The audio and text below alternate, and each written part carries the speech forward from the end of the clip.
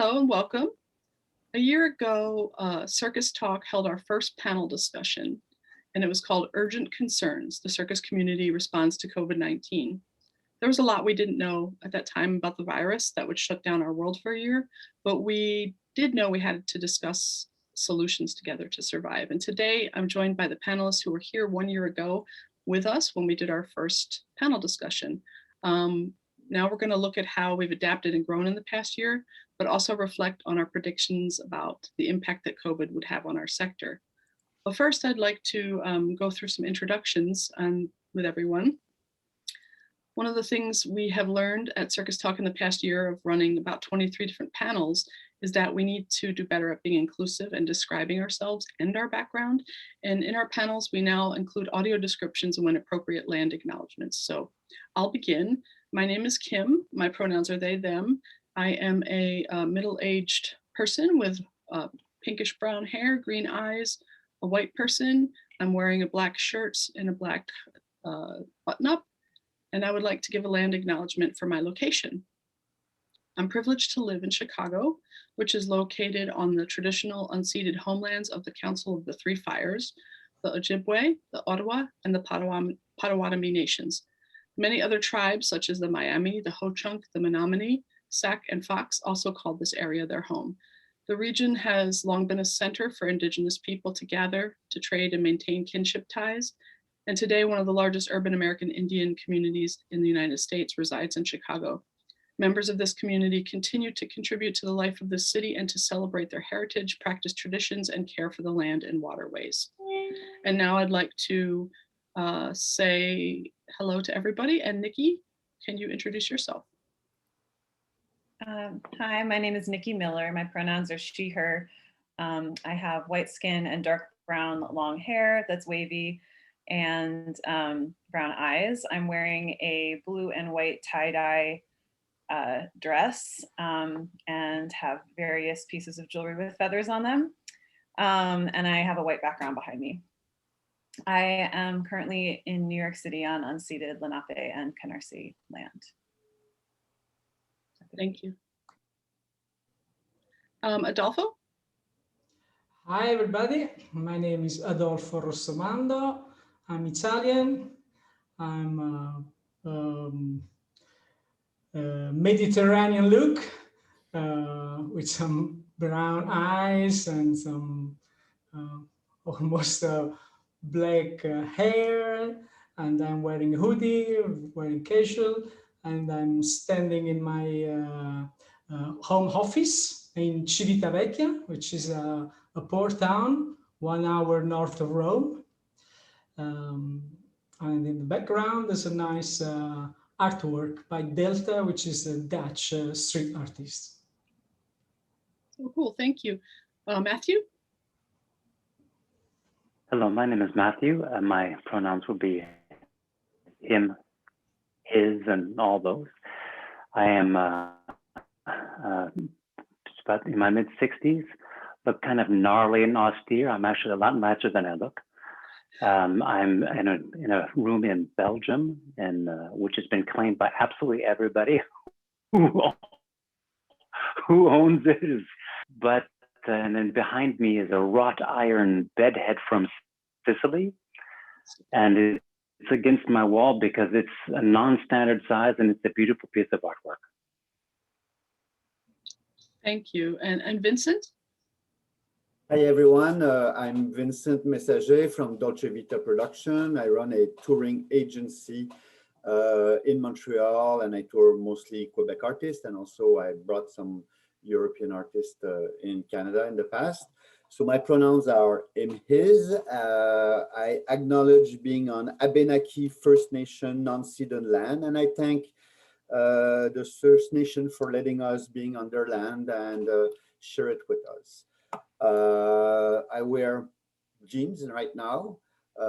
Besides loving circus, I'm a big cross-country ski circuit fan, and tomorrow I challenge myself. I will do 40 kilometers from my cottage to Montreal by cross-country ski. So that's why I'm here now. Wow, I'm so jealous of that. That's I've never done more than 20 kilometers, so we'll see. But it's downhill, so it's not so bad. oh, that's great. That's going to be an amazing tomorrow. Yep. Great. Well, I'm glad we're all here. We are missing several people that were originally with us. They all had pre-existing appointments and couldn't make it, and sad to have them not here to join us. But I wanted to talk about some of the predictions and some of the things we were concerned about last year when we met. And it really was, I think on the 15th, it will be a year since we chatted. So I took some notes here. We were, and I won't say names because I don't want to call anybody out for getting it right or wrong. Somebody said we would probably be in lockdown for 2 or 3 weeks, or that the effects of the virus would be about 3 to 6 months on our income. Someone said that we have resources from previous protocol to deal with the safety issues around it in performance. And someone said that we'd probably have an empty summer season and uncertainty beyond then, which turned out to be very accurate. And then someone else said we need to find other ways to support each other. So those were our predictions, and we could talk about our concerns afterwards, but I just wanted to like talk about our predictions a little bit and what we got off and what you think about that. Does anyone have any prediction they want to address particularly? Just chime Vaccine in. for everyone, start again of our work back in next September.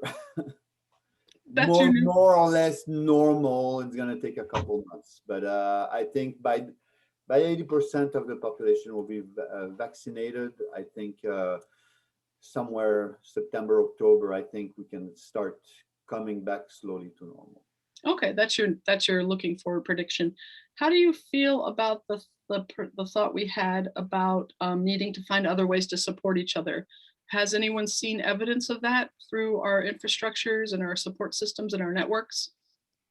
There's been a lot of that that I've been participating in here in New York City, and also with other artists all over the place. There's been a lot more communication just sort of around addressing and organizing things that have felt sort of outside of control. There's been a lot of kind of previously independent and or freelance artists and administrators just coming into dialogue with one another to actually have like a more non-hierarchical conversation about what is working and not working in the field. Where I am in New York City right now, there is a collective of artists called On for Entertainment that has been working to develop partnerships with the private sector. And from that, my colleague Kyla Ernst Albert was able to get us a aerial, like a residency space for furloughed aerial and circus artists here, which was pretty extraordinary because looking at the statistics, a lot, I think it's something like 90% of some extraordinary number of studios have had to close in the US, like of training spaces and schools. So there's been a lot more cooperation I see emerging from people who don't have necessarily the resources or infrastructure to support themselves on an individual scale. Yeah. Anyone else? No. It has been in the larger in building the infrastructure is a major issue. So basically with the shows that I had been involved in, which were not in the United States, predominantly in China actually, and then in the United Arab Emirates, large buildings, those shows have all closed. There's only one that's reopened, which is in the UAE. But during the time, the solidarity was just basically trying to keep alternative artistic projects going. People were actually teaching them, so it was quite restricted because we normally take an entire technical crew to be able to keep those spaces open, and there aren't structures like that anywhere else. So the idea of staying in shape is not about doing physical condition, it's about skill training. And that's been really difficult. Mm. So the resources that and protocols that we had from previous disasters or health things did not turn out to be especially useful in this incident with an extended period of lockdown like this, I guess, is what we're saying. So So some of the things, The laws intervened. It wasn't even a question of desire. Laws prevented that. true. Yeah. One of the things, I'd like to say one thing, because before being in the circus world 23 years ago, I was in the music business for 10 years. And what I've discovered the first years I arrived in the circus world is the solidarity value that is very strong, a very strong thing in the community. Everywhere people help each other, give others information, and this is something I've never seen in the music business. People are all in the competition thing, of how many records you've sold, how many this, how many that. And in circus, there's no diva. We are the artists are the show, are the diva. It's very, very different. And that's what made me fall in love with the circus world. And then within the crisis, and especially Montreal, okay, yes, it's true, we're in a, I would say, milk and honey place about grants, and it's true that we are very well funded, and we really appreciate that. We're very also a big epicenter of the circus world, because Just Soleil, I think, has more than 2,000 acrobats, then you have all the other companies, Seven Fingers, Sept Doigts, blah, blah, blah. And so there's a lot of, I would say in Montreal, you have easily 400 acrobats that are professional, semi-professional, who live permanently in Montreal, 400 to 500. What was great to see is that first we got great funding for developing projects outside. It came up very late. We had very short time to react, but all the artists jumped into it, got projects on together, got the grants, and went to do stuff on the back streets, in the park, here and there, and that was fantastic. Another thing that was great is that I think Facebook was a major vector of communication about what to do, how to deal with those grants just to survive. Our Canadian government gave us $2,000 a month for independent workers, and that's been going on since last March, and it's going to go on until June.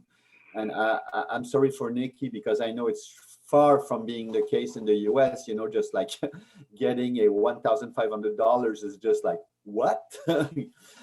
And okay, we'll have to deal with the deficit later, but it's there, and I think most people were able to survive. So communication was very strong within Facebook about, this is the program coming up.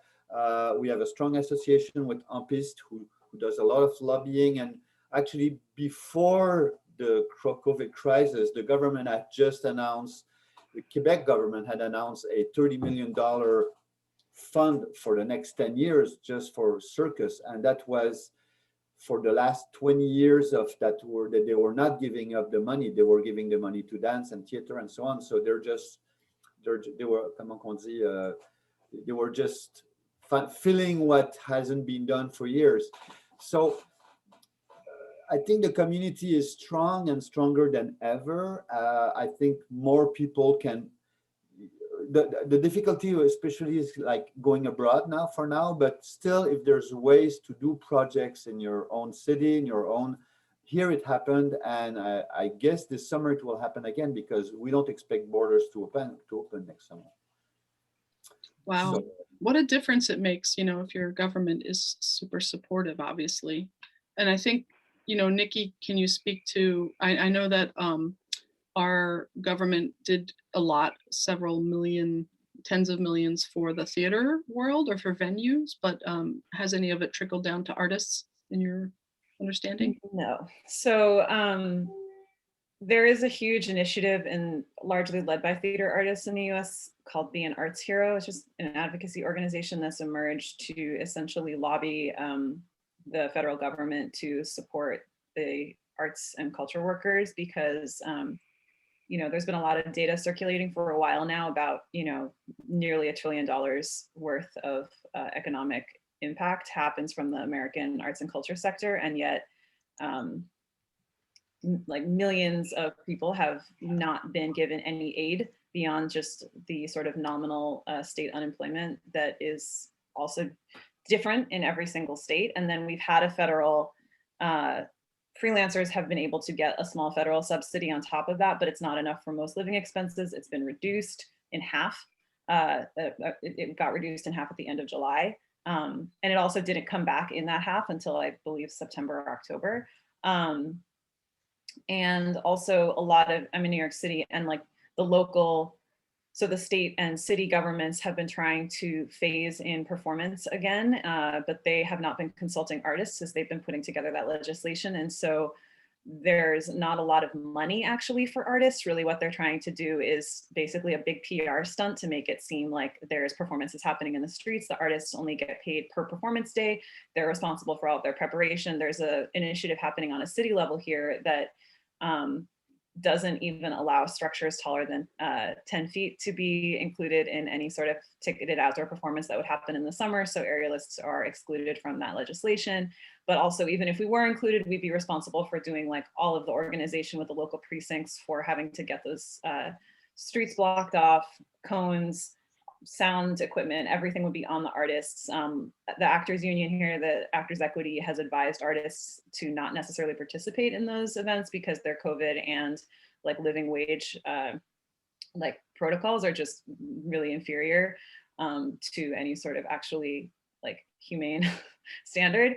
So it's really hard. You know, I think like we've had to be really creative, and that's what we're doing in this city. And I know that in other states it's a bit different.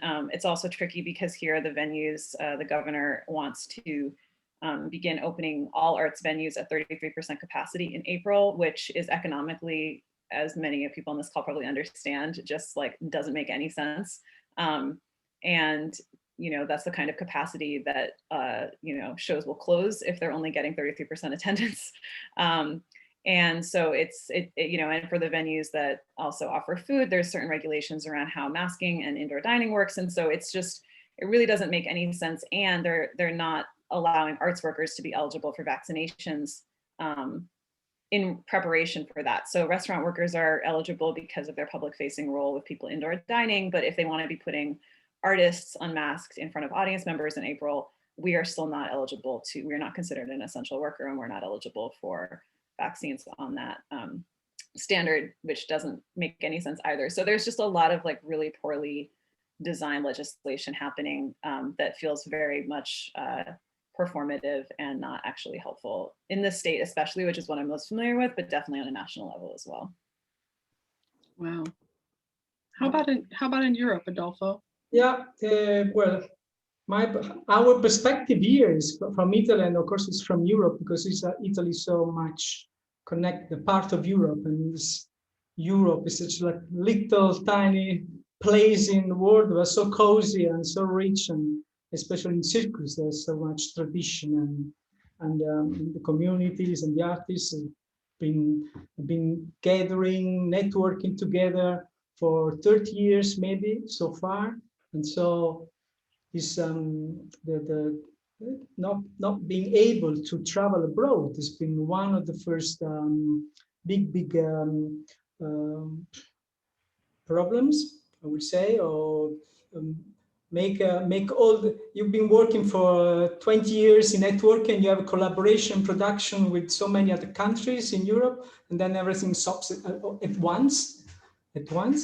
And so now we have there's a 7-year culture program in Europe, and it's financed with almost 2 billion euros, and all this money now are available for their grants, and there's projects financed, but you cannot actually do it. You know, it's everybody's writing application forms, and there's access to grants, but then in the end you're not able to make it happening.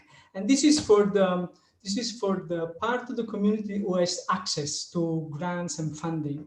Then there's another big part of the community who didn't have any access, didn't have any recognition. They found out that some sectors have been recognized, but others don't. And inside each sector, there's some some skills, some professions have been recognized and some other didn't. So since the beginning, there's been a lot of advocacy for opening up this umbrella, you know, this funding possibilities for everybody. And prediction, it's difficult. It's difficult prediction. It's this is a crisis you do not get out by yourself, and this applies to countries and it applies to Europe. You know, there's no it makes no difference if you are free in your country. You know, it's COVID free one country, and then the others are still in Right. in trouble. And so I think now this really gives everybody the consciousness that we all belong to each other. This is there's still time and space for a big change. I think we're just approaching the idea of making a change. Yeah. What do you imagine that change might be? It's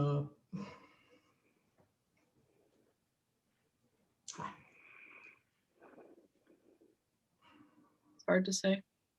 Yeah. Matthew, do you have any thoughts about on your corner of Europe? Always. Well, I live in Europe. However, my profession has mainly been international within Europe and also outside. Sure. So I don't need to say the same thing that Adolfo and Nikki just said, but I would like to just illustrate the fact that the help or the efforts that are governmental or municipal funding are not appropriate to our activities. So it's cosmetic. It doesn't really do anything. And if you're going to die of thirst in 1 week and someone gives you one glass of water, thanks. It just doesn't do much. And the issue is that we cannot assume to go back to the previous normal. So to give sporadic funding to try to resuscitate something in the same form that it was before is not going to happen. In my prediction, I think that for larger scale, I'm not speaking about touring necessarily, but definitely theaters that had been running, as Nikki mentioned, that 33% occupancy is a closure. So allowing us to close doesn't help much because we're already closed. So we, on the production side, or even the resuscitation side, we need to scope and scale our product and our activity to a paradigm which would be much more modest. And particularly if we're going to create new product. I don't like to talk about art as a product, but on a marketplace, it's a product. You know, society, it is a cultural component. But in a marketplace, we will not be able to operate what we do if we're trying to operate on the same paradigm with a 33% blood flow. We have 6 liters of blood. If you give me 2, I can't do much with that. So scope and scale is going to be critical and not concessions. We shouldn't do the same show 6 times a week as opposed to 10. It's not going to happen. We really need to reconfigure the scope and scale of our new projects. The timelines will be much shorter to be able to actually give birth to shows, which doesn't mean they have to be smaller, but our creation processes will have to be much more efficient because they will have to be faster. And in addition, as we all know, our supply chain, and that's a very vulgar term, but the supply chain could be even a workshop, a set shop that builds sets. These things have been gravely compromised. So even if someone opens the door to the theaters all of a sudden to allow 33% of your audience, our entire infrastructure is no longer intact to be able to sustain that. So my prediction is that this will permanently modify, or at least for another 5 years, the kind of production scale and scope that we're going to have to come back with. That makes so much sense, Matthew, because really, you know, it's been a year and people have been asking and waiting for the government to subsidize, for example, this smaller audience size. The idea was, okay, the government can pay the theater for the 60% of the audience that's not there, but that doesn't seem to be happening. So it seems like what you're saying is like, well, if no one's going to come give us what we need, we have to create what we need and modify it to suit the current situation. It's also, I want to mention something that hasn't been raised yet, which is also part of this in the States, which is huge, is that when we talk about, you know, as Matthew mentioned, we can't expect to go back to a previous normal. In addition to that, having to do with timelines and production skills. And I would challenge that that means it has to be faster. I think it's possible to do sort of like modular processes over a longer term, but it's just like a different kind of a process and a result. But the other huge thing is that there has been like such an uprising in the recognition of systemic inequity in a lot of the institutions and practices, particularly in this country in this year. And there's massive initiatives underway in both the theater and the dance sectors to challenge the way that those have been played out and the way that there are abuses of power and the way that you know, opportunity is limited. And so that's all happening concurrent to the legislation that's not sufficient and the way that certain institutions and our venues are also trying to navigate their internal changes while also you know, navigating this economic stuff. And I think that what's really frustrating in some ways as an artist is that, or as I should say, as an artist who isn't easily identified with theater or dance as sort of forms in this country that do have it, for better or worse, institutional affiliation, is that we're not even recognized in this, like in some of these larger national and local initiatives to advocate on behalf of various workers' rights and you know, standards of treatment and accessibility, because we're not even really part of the conversation culturally as an art form. And also there's not even a very sufficient understanding of like the diversity of the art form in this country. So people don't even know who to engage or how to talk about it. And there's that's also part of what I think we're trying to do in the city, is find ways to engage with community and also engage with the private sector so that we can have some resourcing, but also help people understand what different kinds of expressions of this art form can even be, and to challenge what circus is even understood as.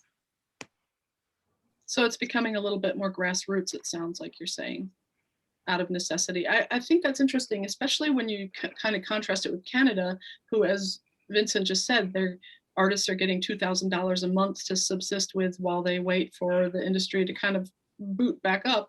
But at the same time, I looked at the On Piste survey, was it last month or maybe 2 months ago? I was about to mention it. Yeah, what did they say? 96% Well, of artists? they say, and that I think those numbers were taken together more in December, October, November, December, where we didn't feel much hope at that moment. It was saying that more than 90% of the artists are thinking about just changing job. And I was about to rebound on what Matthew came, because it's true that I have a tendency to put pink glasses a lot. We're going to face a big challenge. The challenge of the artists getting back to the level they were at when it all stopped. Okay, so for that, they need training, they need coaching, they need, and that's the tough part.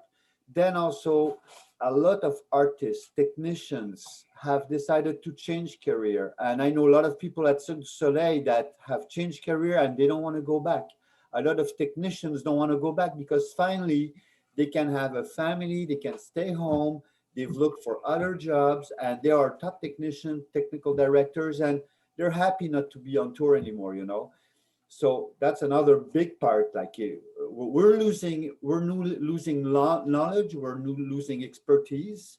So when the takeover, that's the right word, the takeover will be back.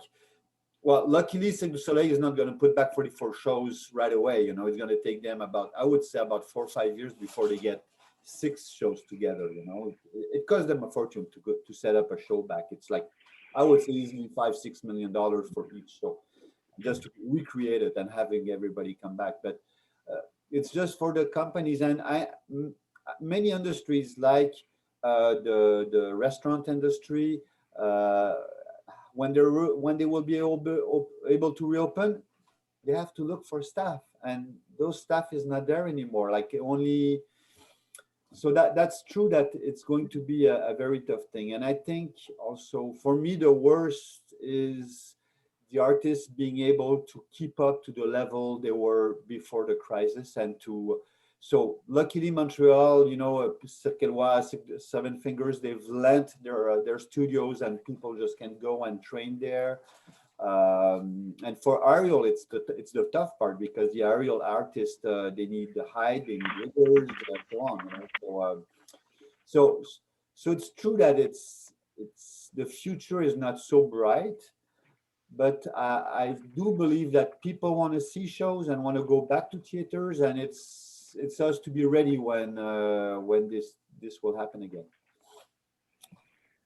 I so wish Deb was here right now, because it's 1 a.m. there, so I don't think she was able to stay awake. But in Australia, I see a lot of feedback coming from a lot of shows back online. The artists are touring the country. It seems like their government is similar to ours in the US, in that they don't necessarily, fund a lot of the artists and companies, but at the same time, they're just booting back up and doing their shows. They have the Adelaide Festival. I don't know if it's temporary or not, but I just wonder, I would like to know what it's like, what they've changed and what hasn't changed. I do know that their parameters for entering the country are incredibly stringent. I have a colleague from here who recently relocated there because he has dual citizenship, and they require everybody who comes through to quarantine, mandatory 14-day quarantine, and that costs $3,000 that you have to self-fund. You get COVID tested while you're there, and that's how they've managed to keep the majority of provinces able to be up and functioning thus long. That's my understanding. I believe that Melbourne, wherever that is, Victoria's, I don't know, Australian geography. Yeah, I think so. Has been having challenges that other parts of the country have not had. But generally, the way that they've been managing COVID is completely different than the way the US is, even if their arts management is perhaps. Well, one example I think that we can get from their restarting their performance season is just that they are probably keeping it internal and keeping the show. They only have one circus school in the whole country, but they have enough companies and festivals and things that the artists can travel around within the country. I'm not sure if that network is the same for Canada and the US. We don't have those systems in our country. We worked so hard on exporting our product, I think. But I know Europe has like a great network. So it seems like when Europe is ready to go back up, everything will, there'll be the system there for it. Well, you're right to say it, but I've been working a lot on setting tours for 2023. Hello, we hear you, but we don't see you. Soon, it's coming. Don't worry, I'll fix that. Okay. I had to migrate because in this day and time, the bandwidth is more important than blood. So my point was, I'm really working hard to. I've been doing that for a few years because most of my agent life I've been spending it on exporting shows in Europe, and since the last 4 years, I've been working a lot the Canadian market, which is way open than it was 3-4 years ago. We've gone to a circus is a family Sunday afternoon show to, yes, we can have Circa, for example, on a Wednesday evening, which is great. And that in Medicine Hat, Alberta, a redneck country, and they love it. So, there's a change. So that's one thing is, hopefully, I hope it helps to solidify the local market. And I hope for Nikki and in the US, in the US, the hard part is for them, circus is a one-nighter thing, and it's so complicated to just set up a show to make them understand that, do 2-3 nights, it's going to sell anyway, and they don't get it. Like for them, it's like another Broadway show coming back and leaving. And it's sad because when usually a big a big show like Barnum, whatever, when they come back, they don't come by for a night or two. They come by for a long period, you know. So, but we have to. That's also one thing we realize is that we cannot put all our eggs in the same basket and only rely on Europe. We saw right away, you know, and we don't know what the future will be because there could be another, maybe with the variants, maybe with all, you know, there's so many factors that we have no control on. So it's we're all dependent on government decision, you know, and like Adolfo said, on each other. We're like dependent on each other to come up with the solutions. I don't think it's just, even though we're kind of more isolated in our countries, I think there's a lot of need for, you know, communication about it. One thing that we didn't dwell on last year because we didn't really predict the length of the quarantine and how long we would be out of work was the efficacy of digital shows and streaming things.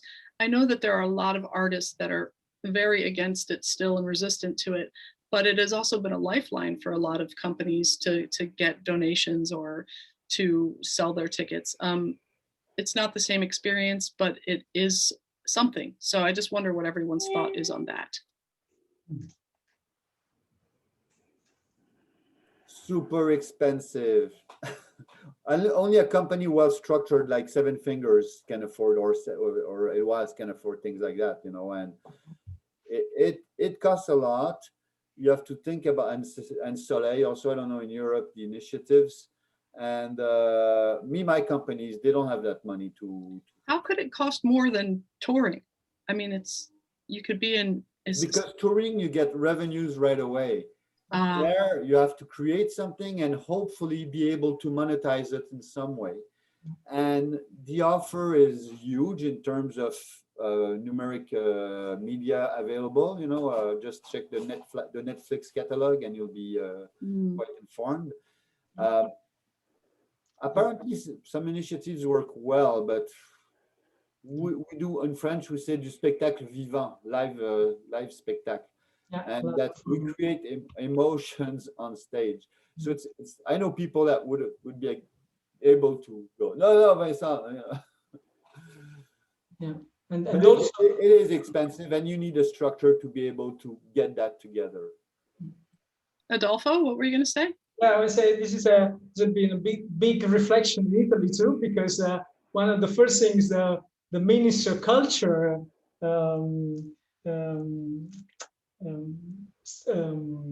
kind of support. It was to create a big digital platform for the entire performing arts, for the live performing arts.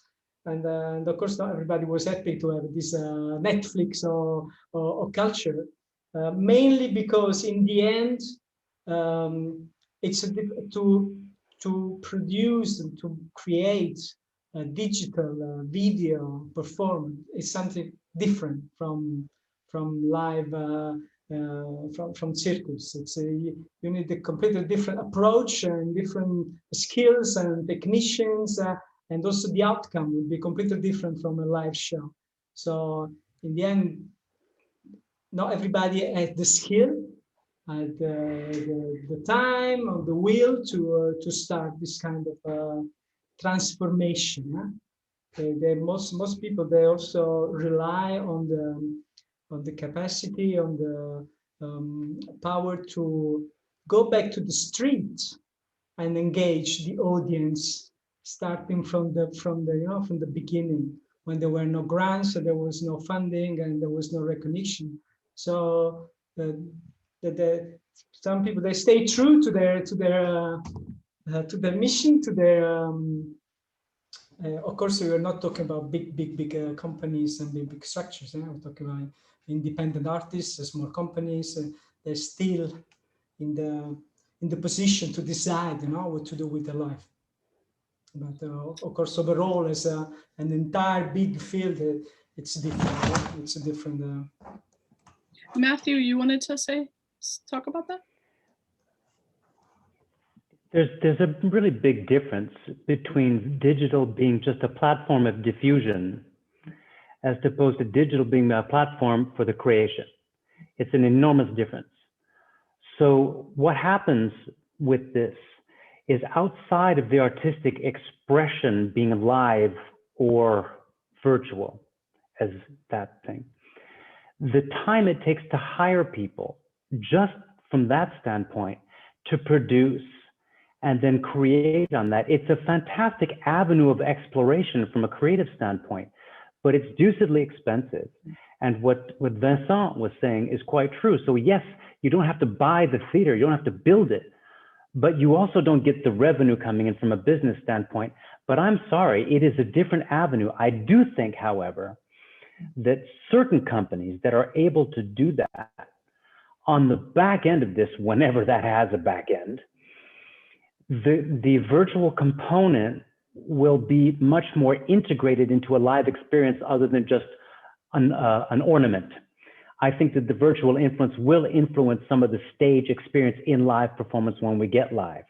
But I think that I saw Nikki raising up and down because it's a really different thing having a platform of diffusion as opposed to a laboratory of creation.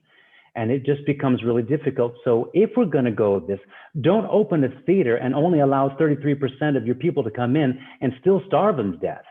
Give them some subventions to let them develop a digital platform and then offer a digital platform to keep people alive. My humble opinion. Yeah, like a hybrid thing might work. Go ahead, Nikki, you wanted to?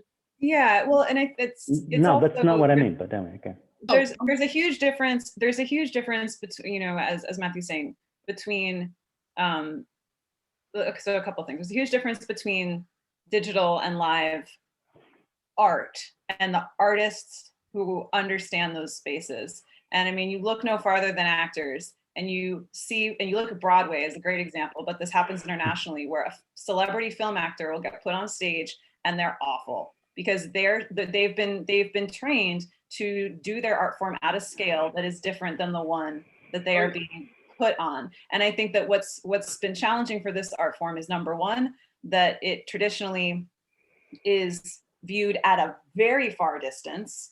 You know, only in the last couple of decades are we seeing smaller scale, intimate performances that are highly physical and that are inclusive of circus arts. It takes up a lot of physical space, and therefore people are distanced and seeing a panorama, which does not translate to a screen easily. It requires a lot of creative camera work to keep people's attention interested. Also, screen fatigue is not something I think we anticipated a year ago, and that's super real. And I think that what Adolfo's saying around getting into the street and actually vitalizing people's energy is sort of, you know, in some ways a more immediate use of artists' energy. Unfortunately, there's, you know, like I'm saying here, although it sounds like in Quebec it's different, there's just not a lot of, you know, opportunity to be compensated for doing that unless you're just busking. So, but I think it's super important to just recognize that, like, you know, to what Matthew's saying around the difference between the platform, the distribution platform and an artistic medium is so huge. And I think that, like, that's something that, like, hasn't really been harnessed and unpacked by people who are using physical expression as a means on a camera.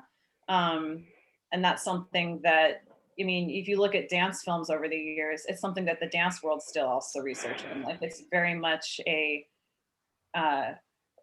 in process form beyond just being a distribution platform. Yes.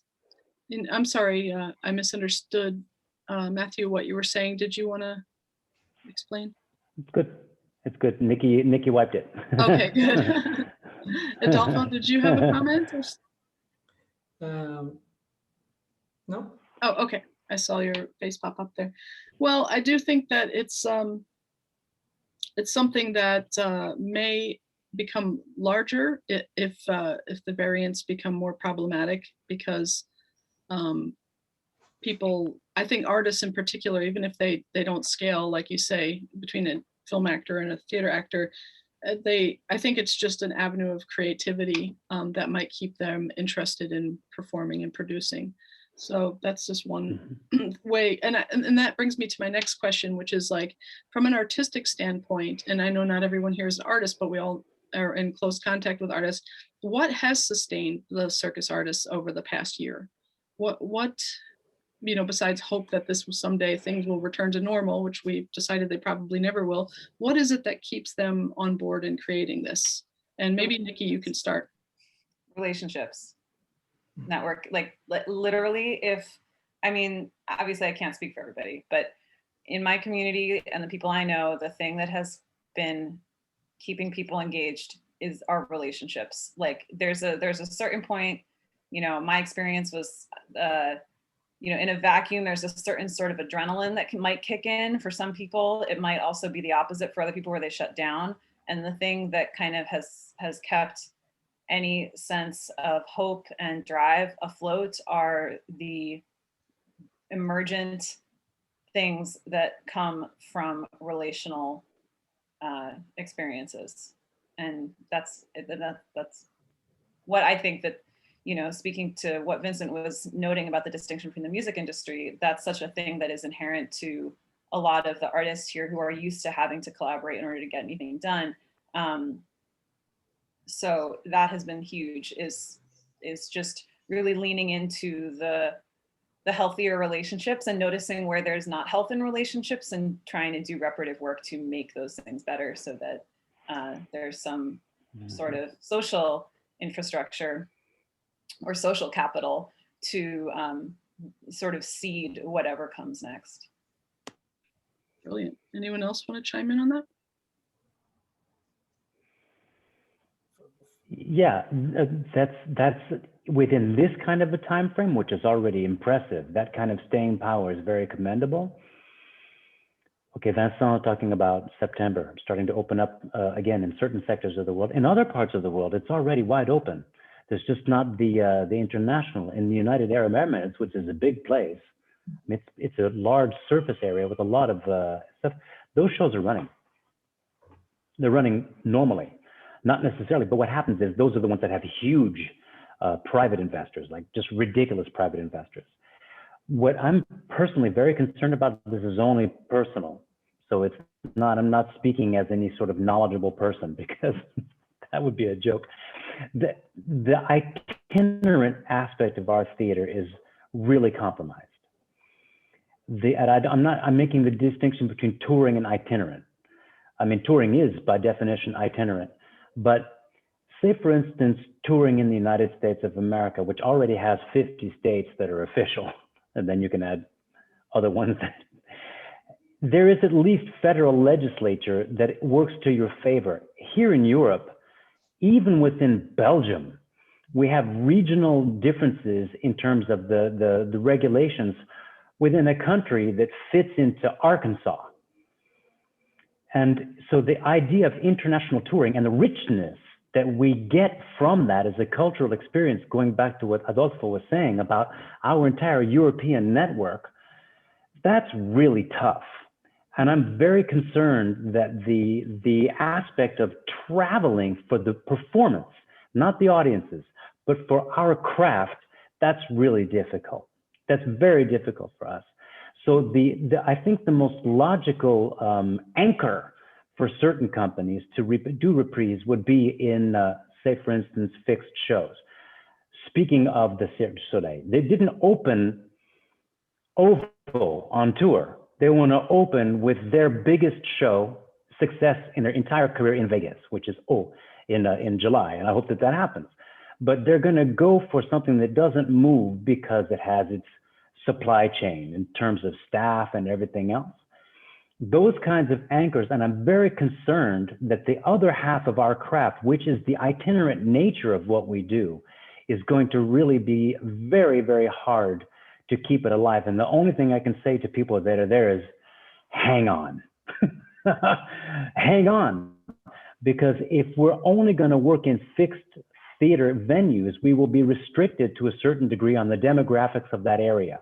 Where what is really cool about itinerant theater is that we actually expose ourselves on a multicultural aspect by our performances. And I'm really concerned. So anyone that wants to tour, hang on, please.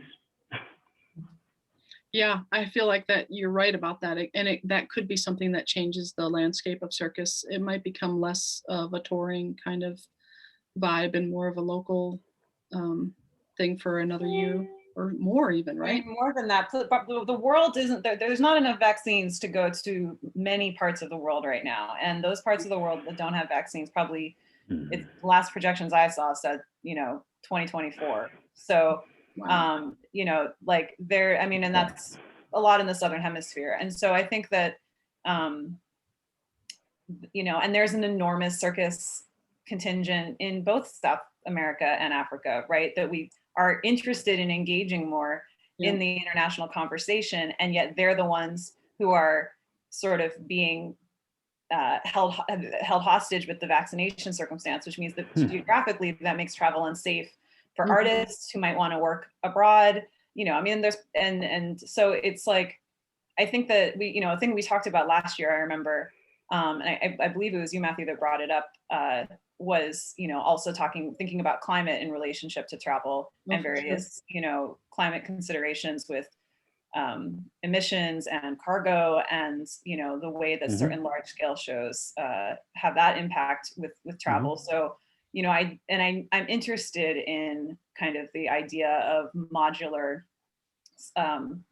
works that can be scaled to be local and or traveling. And I think it would be interesting to consider moving forward, even just with a thought experiment of looking at the reality that we may not ever quite be able to do what we used to do, but there is this itinerant nature to what happens. What are other ways that can happen that are both ecologically responsible, that are ecologically responsible for like the earth, but also for the social infrastructure and the the way that we all relate to one another and the audiences that we hopefully aren't just having like a consumer product relationship with, right? Like, especially part of the whole itinerant thing is that we're trying to sort of be like, this is how my imagination is working in this part of the world. This is how my imagination is working in this part of the world in relationship to these conditions.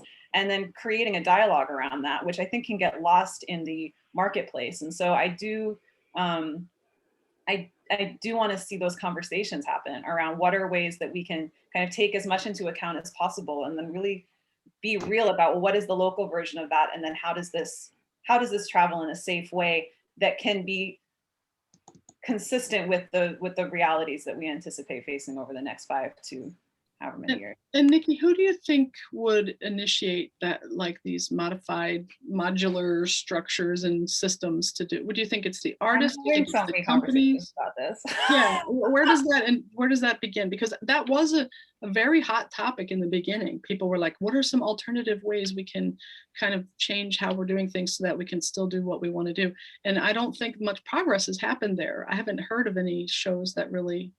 I mean, I think that we're still figuring it out in this country because we've been in lockdown this whole time. And well, I mean, it's different, right? In like the South, I mean, Texas is 100% open, so that's happening. I'm on my heart to my Texan friends because y'all have had a month. But like, I think that we're still figuring it out. I think that that's kind of what I'm saying, is that this is like this is not something that we're going to be able to predict and launch. This is something that we have to practice, and that finding ways to support one another in that practice is starting to become more clear. Finding ways to pay for it and compensate the labor that goes into all of that behind the scenes work is still something that is tricky and needs to be figured out also. Yeah. Matthew, did you want to say something? Yeah, Nikki, you're knocking on my door. Virtually. So I feel, this is again a personal feeling, rather than thinking about a company, a theatrical company that moves to somewhere, I feel that our dedication should be to help resuscitate things in those communities where they are. I'll explain. Rather than rock into town with a product, I'd rather rock into town to reinforce what's already happening on a local scale and leave more behind than I came in with. And I don't mean to come in like some sort of expert or like the Ocean's 13 or something like that. I really mean to like contact the municipality of Madrid and say, okay, you're going to do a show in the Teatro Calderón, which is a beautiful theater, but your grid will not accommodate the kinds of shows that you want to do. So we can bring in a production team without the product and to augment on a municipal level what's happening in their infrastructure. So we can contribute to their infrastructure on a technical level. We can do teaching programs to get some of those technicians locally in that thing, using it so they don't have to call the UK. And then we can actually working on optimizing production methods without touching the staging, and to actually help resuscitate things from an agricultural standpoint. There's still culture in there somewhere, right? So rather than trying to bring our wares in terms of the artistic expression, to actually support the reprise of cultural expression in a more local sense. And it sounds like the Médecins du Monde, and it kind of is. But that's where I am at. But I'm also considerably older than anyone at this table. But that's pretty much where my head is at. And I know about 15 high-level professionals that don't want to get paid as $1,000 a day consultants. I would rather sit in the theater just knowing that it's open rather than worrying about whether it's Mamma Mia, although I'm not real wild about Mamma Mia. I just want to see the bloody theater open. That's a brilliant idea. I love that. I think that would be interesting. That would be an interesting kind of cultural exchange between artists too. You know, like artists could even facilitate that by being visiting artists, like resident artists in a different location and sharing their experience. Not necessarily bringing the show, but bringing their expertise. I do think though that like there's a thing to be said for the expectation, you know, that I think this is something that happened. Okay, I'm doing the thing where I start 4 sentences. Nikki, pick one.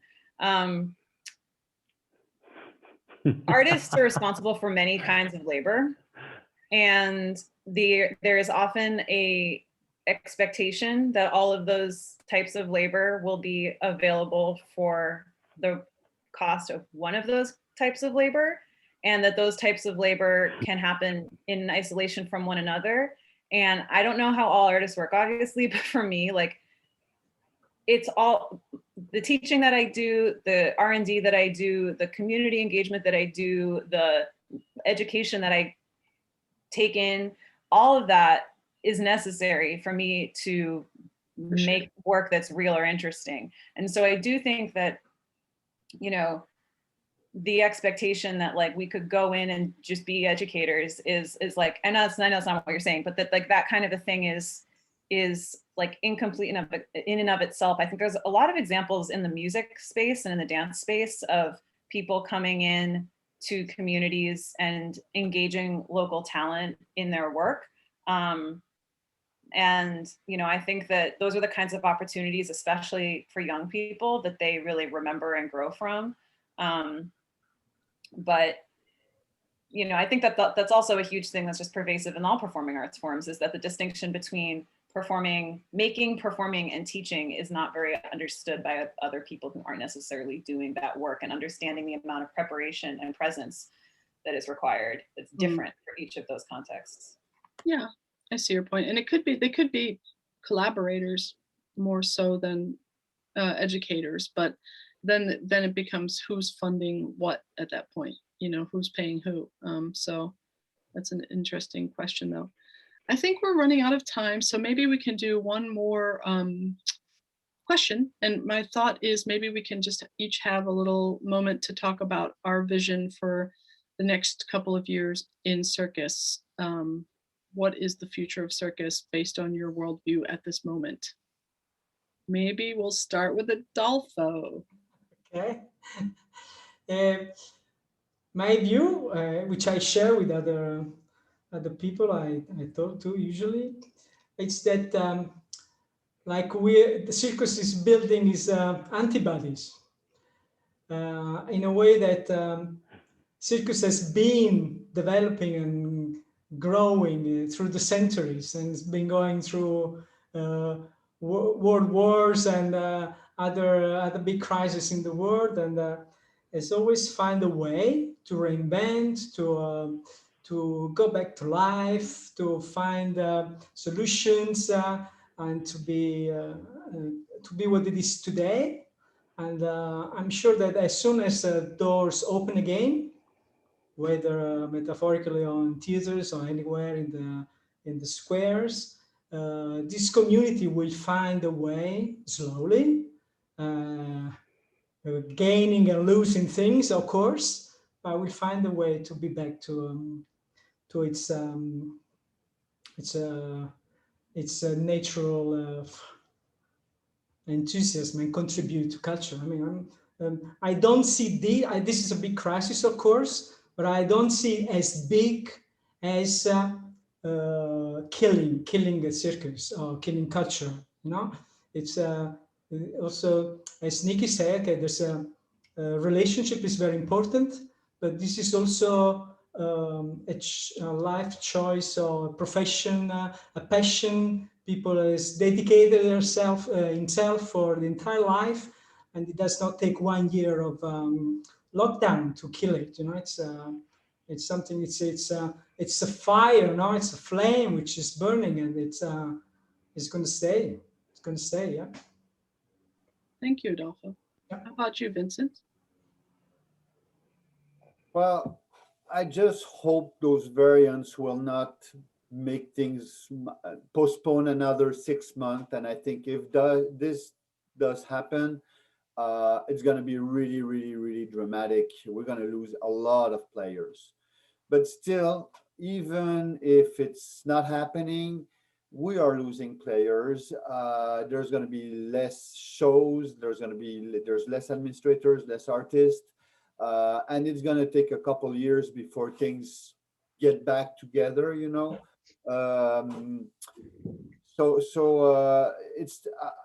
It's going to be tough, I think. You know, I think I give it a year and a half before things are getting, you know, the artist can be really create without wearing a mask, and because even vaccine, we have to be careful for a while, you know. So until that virus decides to separate, to go away, but it's gonna be tough, I think. We're gonna lose players, and it's very, very sad because we're losing a lot of experience, a lot of incredible talent, and that makes me sad. So we just can hope to a reprise as soon as possible, but even then it's gonna be slow, you know. So probably that will have made the artist also. The future shows probably will the crisis will affect a lot the artistic work, you know. Oh yeah. I expect to see thoughts and reaction and emotions about what we've been going through, you know. And then the last thing is we really hope to have the public coming back in the venues, you know, and not being feared of doing it. Apparently, in some countries, it's going pretty good. You know, I've had reports from France, and when theaters were open, people are coming. But they don't, like most of the other countries of the world, they will pay 20 euros to go see a great show that anywhere in the world they will pay $80, you know. But you know, so that's the thing, and I just hope we can, because for me, seeing a show, it's like it's a celebration, it's a unification. It's not only being passive in front of something. We are emotively involved in what we're seeing, and we are living that all together in a group. You know, when you meet somebody a few months later and you say, "Oh, you were at that show too." Oh God, you know, we're like a tribe, yes, somewhere, and this is what I love. Yeah. So I hope we can get all those tribes together and back again. But I still think also that humanity has a lot to learn from what we've been going through. I think the real it's shit what happened, but it's not as worse as climate change that's coming right now. That's the big thing we're gonna have to deal with, and that's COVID is nothing compared to that for me. That is a very good point, and this might be our entree into how to adapt. Matthew?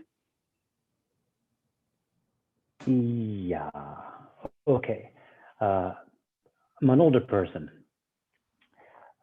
Many years of dance, and no one goes into dance as a career opportunity. You go into dance as a vital necessity of expression. And I think that the available infrastructure required as a dancer is obviously different than as an aerialist, or, I mean, not that many people have a Russian swing in their living room. But, and I've obviously spent a great deal of time in circus and understanding that distinction. But I do think that the fact that career opportunities in circus are not going to be career opportunities in circus. It will be reduced to the vital necessity of as a form of expression. We will never go back to the amplitude of performance offerings that we had. And I think it's debatable as to whether that was even positive. I think that the qualitative aspect is quite important. It needs to be vital. It needs to be vital. The art form needs to be vital. And it sounds very utopian and all the rest, fire me. It needs to be vital. There are many artists that perform because they got hired out of the necessity for volume of physical expression for a certain amount of creators. Now, in the new thing, anyone on that stage, it's vital to every bloody one of them. And no one that's going from a sport career into that as a creative model for someone else. So this sort of passionate survival thing and the relationship stuff is going to happen. There won't be, and there's nothing wrong with athletics. And I'm not even talking about ex-gymnasts populating the entire circus because of the Cirque du Soleil, okay? But you're not going to have it as a career extension from competition. Hey, that's a cool thing to do. I get treated really well on tour. The only people that are going to survive this are people for whom it is absolutely vital as a form of artistic expression, and that's going to be the end game. No one's going to go on there and get a medal for the voice. They're singers. They're not one-song singers. This is going to actually cull a great deal of what our artistic expression is. And I think, in a certain sense, it sounds elitist, and it's not.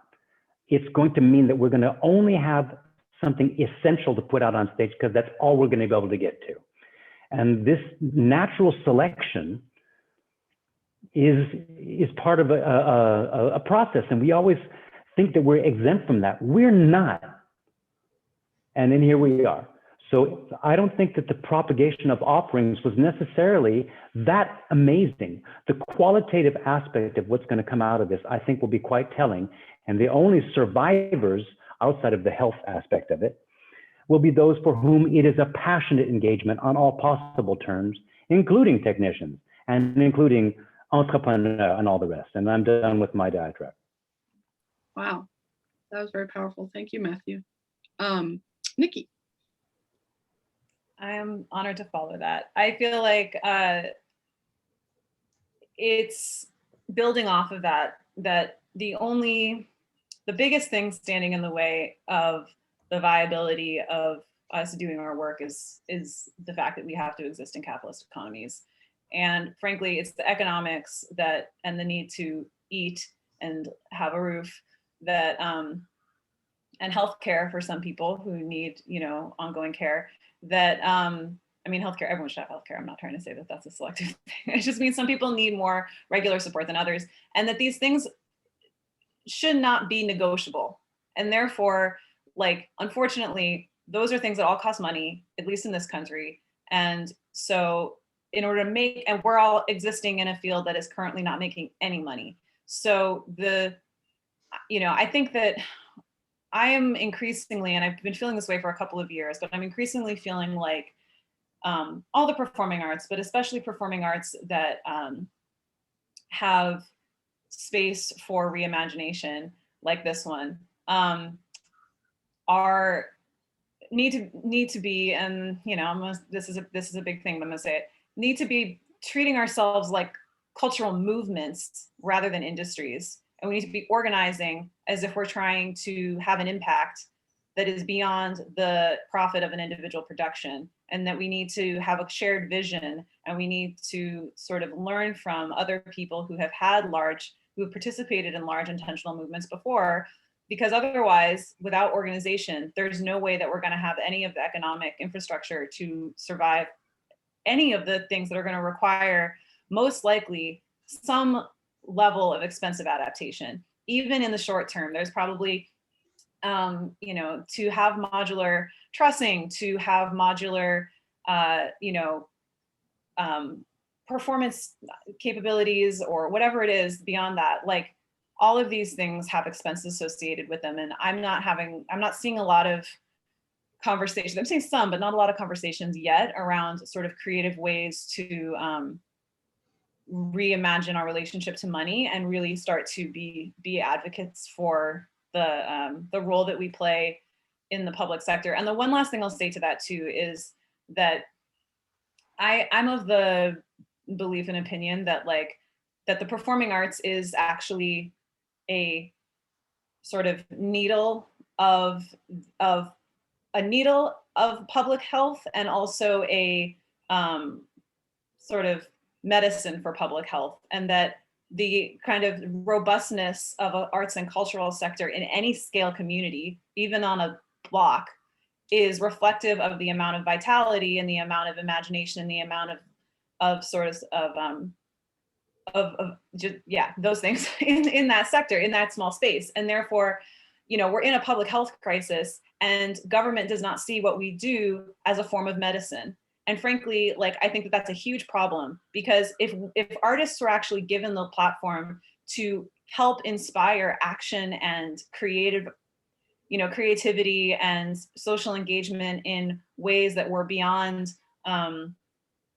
just like a Zoom happy hour, that people would actually be in like people would have an alternative form of mental health support, of social support, of, imaginative capacity. And the government doesn't understand art in that way, or if they do, they are systematically deciding not to invest in it because it isn't profitable.